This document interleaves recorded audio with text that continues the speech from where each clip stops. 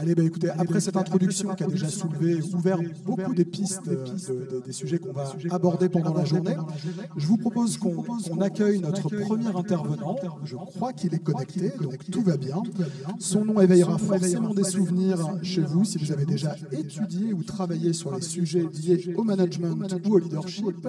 Donc il est en déplacement, il est à l'étranger, je crois. C'est pour ça qu'il nous rejoint en visio aujourd'hui. Et je vous remercie de réserver le meilleur accueil à Jean-Michel Plane, notre premier intervenant du jour. Merci beaucoup. Bonjour à tous. Très heureux de vous entendre. Je suis effectivement présentement dans la capitale sénégalaise à Dakar, où j'anime un séminaire justement autour de la thématique du leadership pour des professionnels du management. Durant cette conférence, je vais évoquer surtout le concept évidemment de leadership et j'essaierai de vous proposer un panorama des différentes approches, une certaine historicité aussi des courants. Et je m'appuierai évidemment sur quelques exemples. Alors, personnellement, je suis professeur à l'Université Paul Valéry Montpellier 3. Les ouvrages, bon, rapidement, je suis l'auteur de plusieurs ouvrages. Je voudrais mettre en valeur un petit peu un ouvrage collectif qui a eu un certain succès, le leadership recherche et pratique. On a associé une vingtaine de professionnels avec nous et on a croisé un peu les regards sur ce concept qui vient du monde anglo-saxon, dont on parle en France depuis pas si longtemps que ça. Et j'essaierai de comprendre. Enfin, mon analyse, c'est que quand on parle de leadership, on parle aussi de pouvoir. Et quelque part, le pouvoir est quand même. Le pouvoir est quand même un sujet qui est un peu tabou. Donc, parler de leadership, c'est quand même plus simple que de parler de pouvoir. Je voudrais démarrer par une introduction et évoquer le contexte dans lequel nous sommes. Rapidement, il y a deux grilles d'analyse qui me paraissent intéressantes pour situer un peu la problématique de la gestion des organisations aujourd'hui. On est dans un contexte VICA ou VUCA selon les anglo-saxons. Ce sont un peu les quatre pierres angulaires de l'activité du moment et même dans un contexte qui est de type BANI, c'est-à-dire brittle, fragile, anxious, anxiogène, non linéaire et même parfois incompréhensible. Et c'est dans ce contexte-là, effectivement, qu'on est confronté à des situations de gestion donc de plus en plus complexes et parfois de plus en plus ambiguës. Alors déjà, quelques pistes ou quelques leviers d'action. Face à l'anxiété, il faut essayer de cultiver l'empathie, la bienveillance et même l'authenticité. Ça a été dit tout à l'heure par la DRH. Et puis surtout les quatre syndromes que l'on observe beaucoup aussi, auxquels il faut apporter des réponses. On parle beaucoup de burn-out, mais il y a aussi quand même des gens qui s'ennuient au travail, des gens qui sont en quête de sens. Voilà, donc quatre syndromes. Alors plus que jamais en matière de management, en matière de gestion, il faut essayer de penser en dehors des schémas un peu traditionnels. Je rappelle l'excellent ouvrage de Vinay Nayar, Employé first, customer second, renverser les règles du management, essayer de chercher des océans bleus, essayer de ne plus être dans le bocal ou d'être moins dans le bocal, de sortir aussi de sa zone de confort. On peut interpréter ce schéma évidemment de manière assez différente. Alors, le concept de leadership lui-même est en pleine mutation dans trois directions. Je dirais qu'il tente à devenir plus singulier. Donc, il faut toujours contextualiser les recherches, les travaux, les engagements aussi. Plus subjectif, on travaille sur des personnes réelles qui ont une personnalité, qui ont une histoire personnelle, qui ont des expériences passées. Tout ceci est important. Et plus fugitif aussi dans le sens où la digitalisation, la révolution numérique. Alors, l'énigme du leadership. Je pose souvent leadership et management. J'essaierai de vous montrer dans un slide. Finalement, c'est deux démarches assez différentes. On part d'un constat assez simple. Il n'y a pas de grande société sans grand leader. Max Weber, en son temps, invente un concept très utilisé aujourd'hui, le concept de charisme. Beaucoup plus récemment, on a des gens comme Henry Mintzberg qui ont une vision beaucoup plus partagée du leadership et qui pensent que dans certains contextes, la fonction de leadership peut être partagée et portée par un ensemble de personnes. Alors, une définition quand même, qui est celle que je donne dans un de mes ouvrages, une définition de synthèse du leadership, ce serait la capacité d'un individu ou d'un groupe à influencer, à motiver à impliquer, la notion d'implication me paraît fondamentale, et à rendre les autres capables de contribuer à l'efficacité et au succès de l'organisation. Donc on voit bien hein, cette idée d'influence essentiellement. Et puis pour moi, encore une fois, le pouvoir est consubstantiel au leadership, même si c'est un terme qu'on va assez peu prononcer finalement, et qu'on va assez peu trouver dans les travaux de façon générale, surtout dernièrement.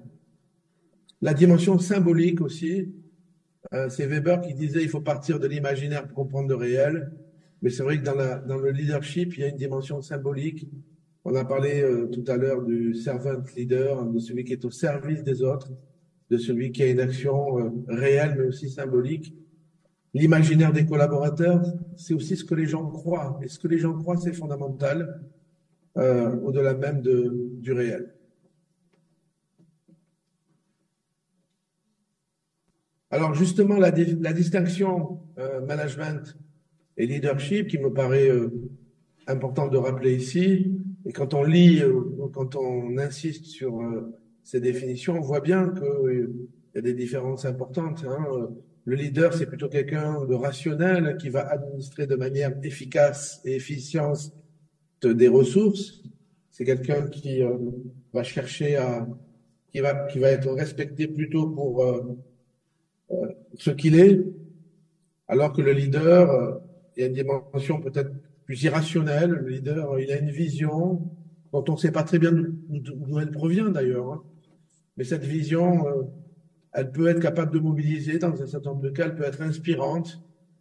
Il est quand même important qu'elle soit partagée, qu'elle soit source d'inspiration. Donc, on fait beaucoup plus référence à des capacités créatives, hein, et donc à la personnalité, aux caractéristiques intrinsèques de la personne. Le leader est davantage respecté pour ce qu'il est. Donc, on voit bien hein, que cette distinction assez nette entre les dimensions rationalisantes, objectivantes du management et une dimension plus irrationnelle, plus émotionnelle également. Weber parlait en son temps de la communauté émotionnelle. Et dans beaucoup d'organisations, la gestion des émotions est une dimension importante. Alors, il y a beaucoup de courants, évidemment, je n'aurai pas le temps de tous les évoquer. Tout d'abord, peut-être un ouvrage à succès que je vais évoquer très brièvement, The Seven Habits, hein, les 7 habitudes de ceux qui réalisent tout ce qu'ils entreprennent. C'est un courant qui tourne autour de ce qu'on va appeler parfois le self-leadership, les travaux de Stephen Covey. Bon, je vais aller un peu vite là-dessus, mais Stephen Covey, il a travaillé sur des cas de leadership et il essaie de montrer que les personnes peuvent avoir une capacité de développement par elles-mêmes, hein, de leur capacité de leadership. La notion de service également, comment manager une équipe, ça a été évoqué aussi tout à l'heure, l'importance de réfléchir, de se réinventer, de choisir des collaborateurs, mais surtout de leur apporter de la valeur, de les aider à évoluer. Voilà donc différentes étapes qui sont importantes, de partage de la vision, une vision explicitée, partagée, qui a du sens. Aujourd'hui, il y a une distinction que j'aime bien rappeler, hein, qui est importante, c'est la distinction que l'on fait entre le sens du travail et le sens au travail. Hein, et je crois que les 2 points sont importants. Le sens du travail, c'est bien sûr l'utilité perçue de ce que l'on fait. Le sens au travail étant davantage lié au contenu même, dans l'idéal un métier passion, par exemple, ou en tout cas des caractéristiques intrinsèques, un intérêt au travail. Alors, historiquement, les premiers travaux sur le leadership portent sur la personnalité des leaders. Et historiquement, on a d'abord des psychologues qui ont beaucoup travaillé sur cette thématique. C'est ce qu'on appelle l'approche par les traits personnels, l'approche par les traits de personnalité, Great Man Approach. On a beaucoup de méta-analyses qui ont été réalisées plutôt dans le monde nord-américain, dans le monde anglo-saxon, plus récemment en France. Beaucoup de travaux mettent l'accent sur l'extraversion, sur l'authenticité, ça a été dit précédemment, mais également sur, évidemment, l'idée de confiance.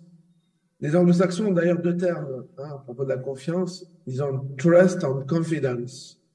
Ici, il s'agit davantage de confidence ou même de self-confidence. La confiance en soi, c'est une approche importante.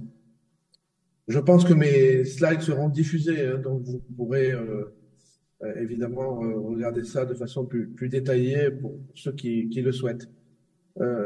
J'ajouterai aussi qu'on peut avoir une vision vertueuse du leadership, bien sûr, mais il ne faut pas perdre de vue qu'il y a des leaders toxiques, qu'il y a effectivement le leadership peut se caractériser par une emprise sur certains collaborateurs, etc.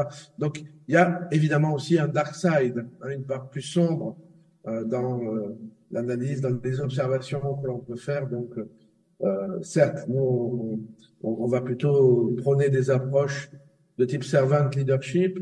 Et puis, de façon un peu plus générale, je dirais que les organisations françaises, les hôpitaux, mais également les entreprises, etc., les universités restent quand même encore très verticales. Hein, et on va, je pense, dans cette journée, plutôt plaider pour une vision plus horizontale, plus circulaire du leadership. Ça me paraît être une idée importante, comment passer d'une approche d'une certaine verticalité, une certaine horizontalité, de faire simple du leadership. C'est un défi qui n'est pas mince parce que ça fait 60 ans qu'on essaie de faire du management participatif en France avec un succès assez mitigé, même si finalement ce qui marche le mieux semble être la participation financière.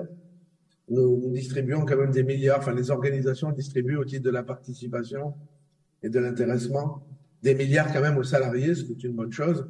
Hein, mais effectivement, là, je parle plutôt de l'accompagnement des personnes, de la manière d'exercer une influence, d'exercer un leadership. Et force est de constater et de reconnaître qu'on est encore quand même dans une certaine verticalité.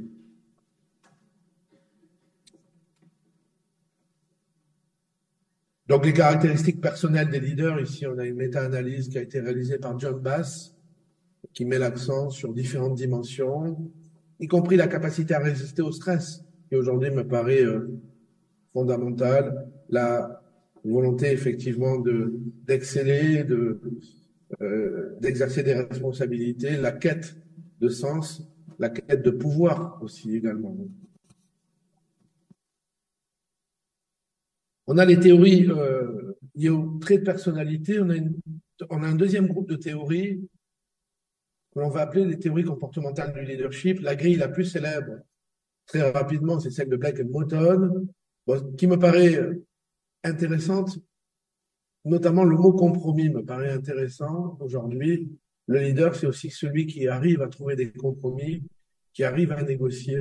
Ça me paraît être actuellement très contemporain. Trouver des compromis, arriver à gérer à la fois une recherche centrée sur les résultats, mais aussi une approche tenant compte du facteur humain, tenant compte de la subjectivité des personnes.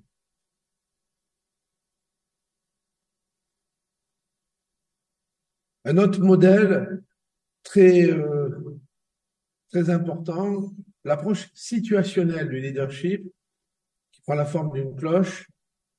Alors brièvement, ce que nous explique Hersey et Blanchard, c'est que finalement, pour avoir un leadership adapté à une situation donnée, c'est ce qu'on appelle la contingence. Il est plus important de partir de ce que sont les collaborateurs que de ce qu'est le leader lui-même. Hein, donc partir des followers, des collaborateurs. Sont-ils compétents? Sont-ils sécurisés? Ont-ils confiance en eux? Dans ces conditions-là, on pourra plutôt mobiliser des pratiques de délégation. On pourra s'appuyer sur les collaborateurs, avoir une approche de type bottom-up. Par contre, effectivement, si on a des personnes peu formées, peu sécurisées, peu qualifiées, on va avoir une approche plus directive. Hein. Et puis le haut de la cloche met l'accent sur les échanges d'informations, sur la dimension motivationnelle, sur l'explicitation des objectifs, bref, sur le sens pour mobiliser les collaborateurs. Bon, c'est un modèle très célèbre que je devais de le présenter brièvement.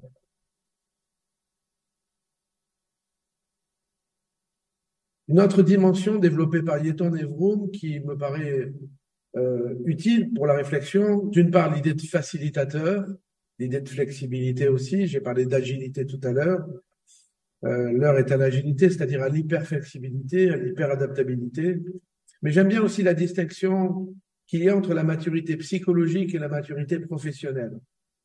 Hein, donc, la maturité psychologique, c'est l'idée que les équipes peuvent avoir plus ou moins des besoins de soutien, des besoins d'encouragement. Donc là, on est plutôt sur le facteur humain, sur la qualité des relations interpersonnelles. Et puis, d'autre part, l'équipe peut faire preuve de maturité professionnelle, plus ou moins. Et donc là, l'équipe aura besoin de procédures, de conseils, de technicité, de prescriptions. Mais cette distinction est intéressante hein, parce que la maturité psychologique n'est pas la maturité professionnelle, même si les deux peuvent se rejoindre.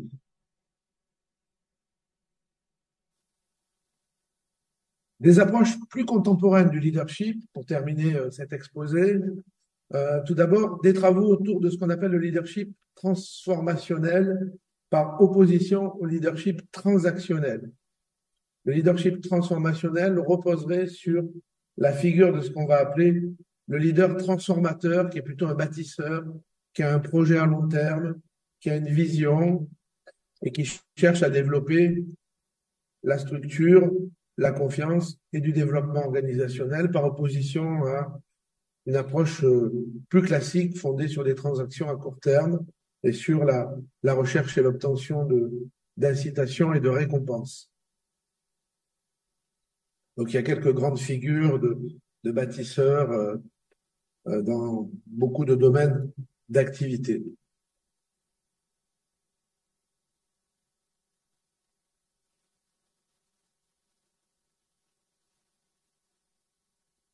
Les théories de leadership, j'aime bien rappeler aussi ce concept moins connu d'hypocrisie organisationnelle que l'on doit à un Scandinave qui s'appelle Niels Bronson et qui est l'idée que les organisations, parfois, on le sait, produisent un discours qui en réalité est une fiction. Bref, en résumé, l'hypocrisie organisationnelle, c'est l'idée que, à l'instar des individus, les organisations peuvent être hypocrites et qu'il peut y avoir un écart entre le dire et le faire, qui peut être important parfois et qui donc peut apparaître aux acteurs, aux salariés des organisations comme une incohérence. Et cette incohérence ne favorisera pas vraiment l'implication des gens. On s'implique rarement dans quelque chose d'incohérent. Hein. Donc, ces travaux autour de l'hypocrisie organisationnelle sont intéressants car, effectivement, il faut réduire l'hypocrisie organisationnelle si on veut obtenir de l'implication et si on veut partager une vision crédible pour les acteurs des organisations. Donc, on retrouve là aussi ce concept clé qui est bien sûr la confiance. Mais personnellement, je définis plutôt comme un sentiment de sécurité auquel les personnes peuvent légitimement s'attendre. La confiance peut soulever aussi un certain nombre de contradictions. Et bien évidemment, la confiance n'exclut pas non plus le contrôle.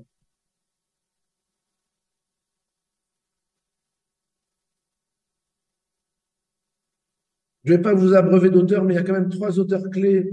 S'il y a des gens dans cette salle qui veulent faire des recherches sur le sujet. On a d'abord un auteur très en vue aux États-Unis qui s'appelle Gary Hamel, qui est un des promoteurs d'un concept qui a un certain succès ou d'un modèle qu'on appelle le modèle de l'entreprise libérée, qui serait l'entreprise sans chef. Alors évidemment, une entreprise sans chef, ça n'existe pas. Ça existe peu, mais en tout cas, c'est une organisation horizontale avec une économie d'hierarchie. Hein, donc, Gary Hamel, je vous renvoie à son dernier ouvrage qui s'appelle Humanocratie 2022 et qui insiste sur la créativité, la liberté, le mouvement, etc. Mintzberg, le communityship, je l'ai évoqué tout à l'heure, l'idée qu'une communauté de personnes peut assumer le rôle de leader. Et puis James March, qui fait le lien entre l'enthousiasme, la créativité, l'irrationalité du leadership, par contraste avec le caractère plus rationalisant du management.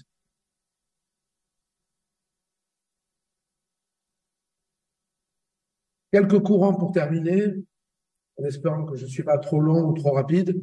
D'abord, les travaux autour de l'intelligence émotionnelle.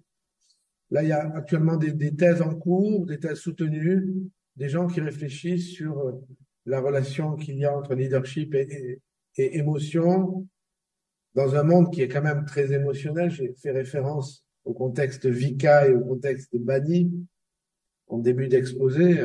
Dans ce monde anxiogène, la capacité à maîtriser ses émotions et à se servir des émotions des autres euh, euh, a été beaucoup. C'est surtout un journaliste de New York Times qui s'appelle Daniel Goleman, inspiré lui-même par les travaux de Salovey et Meyer, qui a popularisé un peu ce concept d'intelligence émotionnelle. La tendance est aujourd'hui et même à parler de compétences émotionnelles. Les compétences émotionnelles seraient un sous-ensemble de ce que l'on appelle plus communément les soft skills ou compétences comportementales, la capacité en tout cas à gérer les émotions, à maîtriser les émotions. C'est perçu comme quelque chose de fondamental pour aider les personnes à progresser.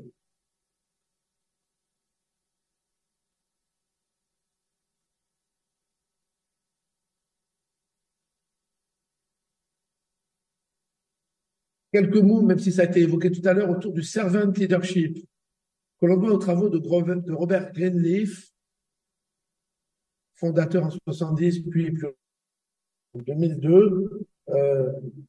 Greenleaf lui-même s'inspire d'un roman d'Hermann Hesse, grand romancier que beaucoup de gens connaissent. Ce roman s'appelle Le Voyage en Orient, qui est un roman que je vous conseille. Le héros du roman s'appelle Léo. Il a un comportement de servant leadership, j'en dirai pas plus. Je vais pas dévoiler le roman. Mais Hermann Hesse s'inspire de ce roman pour, et bien sûr d'observations empiriques, de travaux de terrain, etc. Évidemment. Mais il analyse les qualités d'un leader avec cette idée qu'un leader, c'est quelqu'un qui est capable de servir, qui est capable de servir les autres, et également quelqu'un qui a une mindfulness, hein, ou awareness, une conscience de soi. Ça, c'est un aspect très important dans l'approche servant leadership, cette idée d'awareness, cette idée de conscience de soi, et cette idée de capacité à se mettre à la disposition des autres. On retrouve un peu cette approche dans l'excellent ouvrage à succès de Vinay Nayar, Employé First, Customer Second, renverser les règles du management.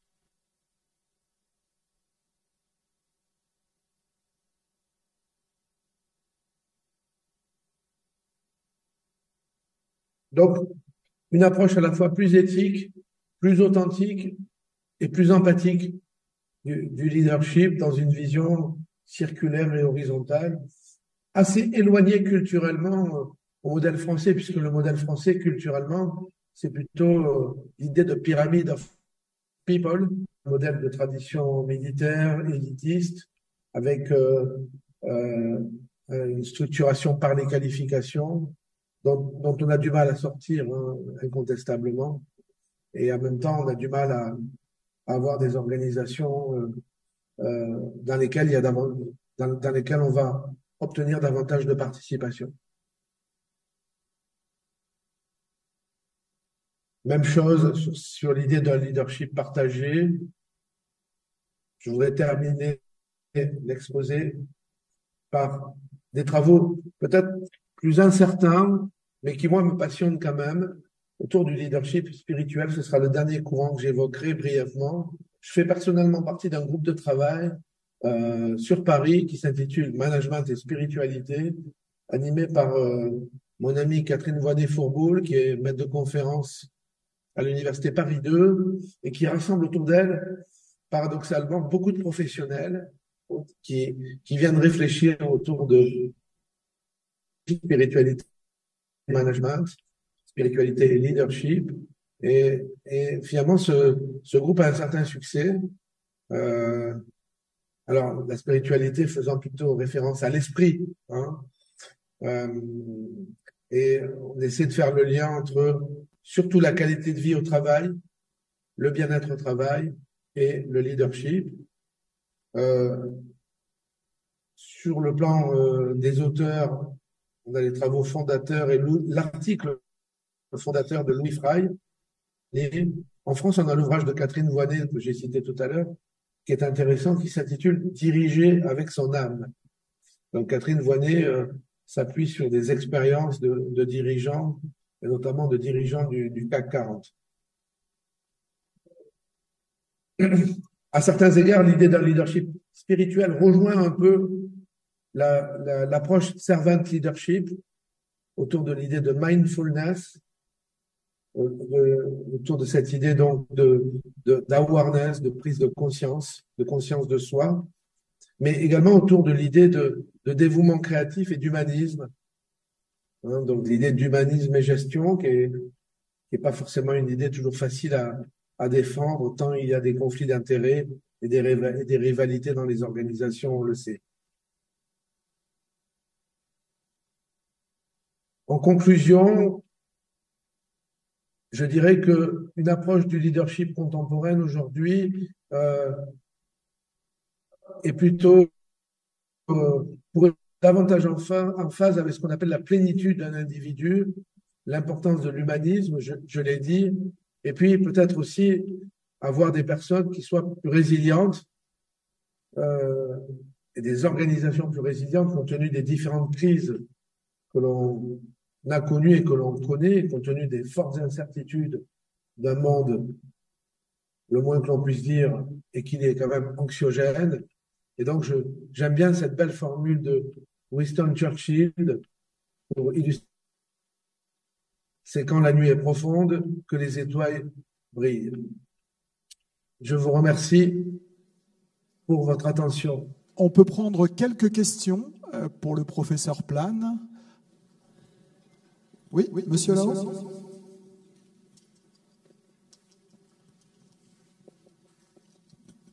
Oui, bonjour. Nicolas Melocchi, responsable des achats au CHU.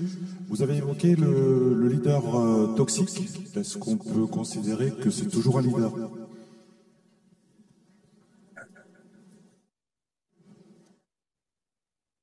Le leadership, c'est l'idée qu'une personne peut avoir de l'influence sur les autres. Mais la façon d'exercer une influence peut être coercitive ou elle peut conduire des personnes à être manipulatrices ou à faire preuve d'une pression, pouvant parfois d'ailleurs impacter malheureusement la santé mentale des gens. Donc, l'idée il y a des leaders toxiques, incontestablement, oui.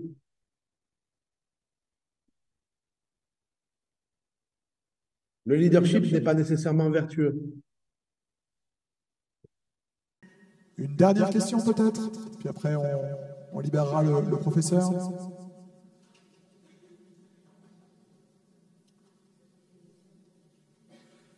Non? Eh bien écoutez,